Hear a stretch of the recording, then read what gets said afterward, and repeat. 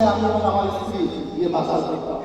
এরপরে বাসায় বাজার আনার পরে অবাক হবেন আপনারা, বাসায় কাজের বউ ছিল না, আমরা দুইজনে কোটা বাটা করে রান্না করতাম। বড় একটা পাতিল কিনেছিলাম, রান্না করার পর ফ্যানে ছেড়ে খাবারটা শুকাতাম। এরপরে আমরা দুইজনে প্যাকেট করতাম। এই প্যাকেট করার পরে এরপরে গাড়ি নিয়ে নেমে যেতাম। যখন গাড়ি নিয়ে নামতাম প্রথমে আর্মিরা আটকাতো, আমার পরিচয় দিতাম। এরপরে আমি তাদের না আমার গাড়ির ব্যাগ খুলে দেখাইতাম গাড়ি ভর্তি খাবার এবং বলতাম এগুলো আমি অসহায় নিপীড়িত নির্যাতিত মানুষের জন্য নেমেছি, যারা ক্ষুধার্ত, যারা খাবারের জন্য হাহাকার করতেছে, যারা খাবারের জন্য আল্লাহর দিকে তাকিয়ে আছে।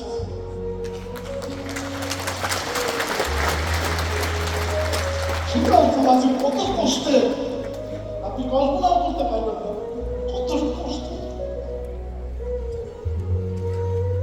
যখন এই খাবার নিয়ে যেতাম বিশ্বাস করবেন না, মানুষগুলো দৌড়ে ছুটে আসতো, আয়সা বলতো যে গত 3 দিন কিছু খাই নাই, গত 2 দিন কিছু খাই নাই, সারি খাবারটা আল্লাহ পাঠিয়েছে।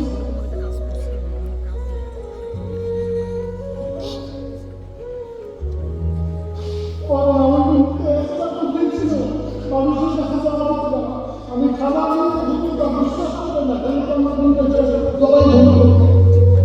না,